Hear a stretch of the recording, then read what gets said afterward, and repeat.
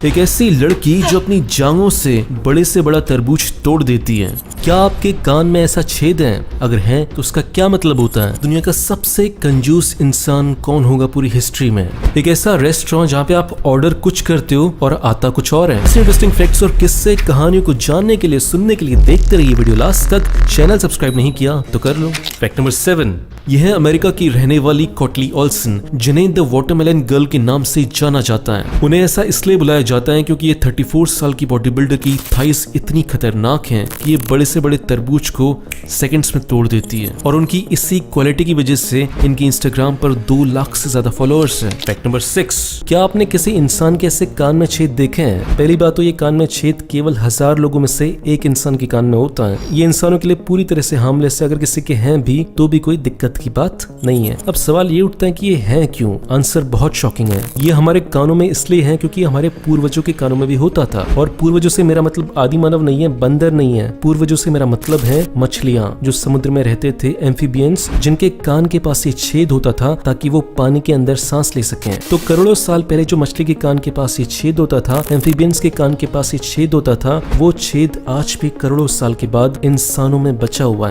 है ना? Shocking point. Fact number 5, अपने फिल्मों में सीन देखोगे जब भी लड़का और लड़की घर में अकेले होते हैं और पेरेंट्स आ जाते हैं तो लड़की लड़के को छुपा लेती है। कितनी देर के लिए? 1 घंटे 2 घंटे के लिए। लेकिन हिस्ट्री में एक ऐसी लड़की भी थी जिसने अपने बॉयफ्रेंड को 8 सालों तक अपने घर में छुपा कर रखा, और इस लेडी का नाम था डॉली ऑस्टरिच। बात है साल 1913 की। डॉली की एज उस समय 33 थी और उनकी शादी हुई थी फ्रेड से, जो कि एक बहुत ही अमीर बिजनेसमैन थे। फिर क्या होता है कि एक दिन डॉली की सिलाई मशीन खराब हो जाती है, जिसे सही करने के लिए वो एक मैकेनिक को बुलाती है जिसका नाम होता है ऑटो। और फिर ऐसे उनके बीच में करीबियां बढ़ने लगती हैं और दोनों में प्यार हो जाता है। और फिर जब इन दोनों की मुलाकातें बढ़ने लगती हैं तो नेबर्स को शक होने लगता है, जिससे बचने के लिए वो एक आइडिया निकालते हैं, और वो रास्ता ये होता है कि डॉली ऑटो को अपने ही घर में एक सीक्रेट तहखाने में रखेंगी। और फिर ऐसे करके डॉली ऑटो को लगभग 2.5 साल तक अपने घर के अंदर रखती है। फिर एक दिन डॉली का पति फ्रेड बोलता है कि हमें घर चेंज करना चाहिए। ये सुनकर डॉली बहुत परेशान हो जाती है। फिर डॉली एक ऐसा घर ढूंढती है जिसमें एक बहुत ही अच्छा सा सीक्रेट तहखाना हो, और फिर इसके बाद तीनों एक नए घर में शिफ्ट हो जाते हैं, जबकि डॉली के पति फ्रेड को बिल्कुल नहीं पता कि कोई तीसरा बंदा भी इस घर में रह रहा है। और फिर एक दिन कुछ ऐसा होता है जिसके बाद ये भांडा फूट जाता है। एक दिन फ्रेड अपनी बीवी को मार रहा होता है और मार पिटाई की आवाजें सुनकर ऑटो बहुत सचेत हो जाता है। ऑटो को ऐसा लगता है कि फ्रेड कहीं बीवी को मार ना दे, इसलिए वो बाहर निकलता है अपने तहखाने से एक बंदूक लेकर और पति को उड़ा देता है। उसके बाद ऑटो वो घर छोड़कर भाग जाता है और डॉली पुलिस के सामने ऐसी एक्टिंग करती है कि चोर आए थे जिन्होंने मेरे पति फ्रेड को मार दिया। ये सब कुछ देखने के बाद पुलिस को शक तो हुआ, लेकिन पुलिस कोर्ट में ये प्रूव नहीं कर पाई कि ये चोरी नहीं एक मर्डर था। और फिर इसके बाद ऑटो कनाडा चले गया और डॉली यूएसए में ही रही, और साल 1861 में उनकी मौत हो गई।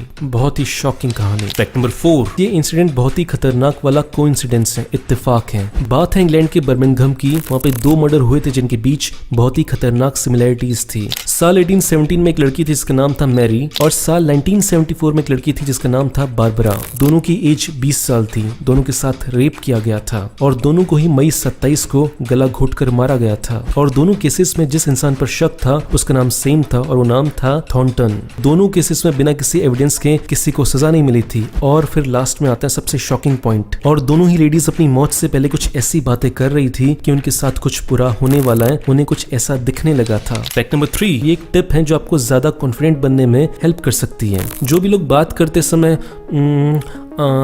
मैं क्या सोच रहा था ऐसे बात करते हैं, ज्यादा का यूज करते हैं, वो लोग बहुत ही कम कॉन्फिडेंट नजर आते हैं। और जो लोग सीधे पॉइंट पर आते हैं, सीधे डायरेक्ट बातें करते हैं बिना कुछ किए, इससे अच्छा पॉजेस ले लो, वैसे बात करते हैं, वो लोग ज्यादा कॉन्फिडेंट नजर आते हैं। फैक्ट नंबर 2, जापान का एक बहुत ही इंटरेस्टिंग रेस्टोरेंट है जहाँ पर आप ऑर्डर कुछ करते हो और आता कुछ है। ऐसा इसलिए होता है क्योंकि वहाँ पे जो सारे वेटर्स हैं वो सारे के सारे वेटर्स एक बीमारी से जूझ रहे हैं जिसे बोलते हैं डिमेंशिया। इसमें होता ही है कि इंसान बहुत जल्दी भूल जाता है कि उसे करना क्या था। तो ऐसे रेस्टोरेंट में ऐसे लोगों को रखने से 2 फायदे हुए। पहला फायदा कि डिमेंशिया से जूझ रहे इन लोगों को रोजगार मिला, एम्प्लॉयमेंट मिला। दूसरा फायदा ये कि जो भी लोग यहाँ पे आने लगे उन्हें बहुत इंटरेस्टिंग ये लगने लगा कि वो ऑर्डर कुछ कर रहे हैं और आ कुछ रहे हैं, जिससे एक फीलिंग आती है अनप्रेडिक्टेबिलिटी की कि कुछ भी हो सकता है, कुछ भी खाना आ सकता है। और इसी वजह से ये रेस्टोरेंट पूरे जापान में बहुत फेमस है। फैक्ट नंबर 1, क्या लगता है कि दुनिया का सबसे कंजूस इंसान कौन होगा पूरी हिस्ट्री में? उस लेडी का नाम है Hattie Hattie green world war 1 के टाइम में दुनिया के सबसे 12 अमीर लोगों की लिस्ट में शामिल थी और उन्हें Guinness book of world record में शामिल किया गया था इस वजह से नहीं कि वो बहुत अमीर थी, बल्कि इस वजह से कि वो उस समय सबसे ज्यादा कंजूस औरत थी। उनके पति बिजनेसमैन थे और उनका बिजनेस फेल हो गया था, जिसके बाद उन्हें पैसों की जरूरत थी अपने बिजनेस को दोबारा खड़े करने के लिए, लेकिन हेटी ने उन पैसों को देने से मना कर दिया और अपने पति को छोड़ दिया। हेटी के बारे में कहा जाता है कि वो इतनी ज्यादा कंजूस थी कि वो एक ही कपड़ा बार बार पहनती थी जब तक वो फट ना जाए, और वो खाने में केवल पाई ही खाती थी जो उस समय सबसे सस्ती चीज हुआ करती थी। एक बार हेटी के बेटे को पांव में इन्फेक्शन हो गया, जिसकी वजह से उसे ऑपरेशन की जरूरत थी और उसके लिए पैसों की जरूरत थी,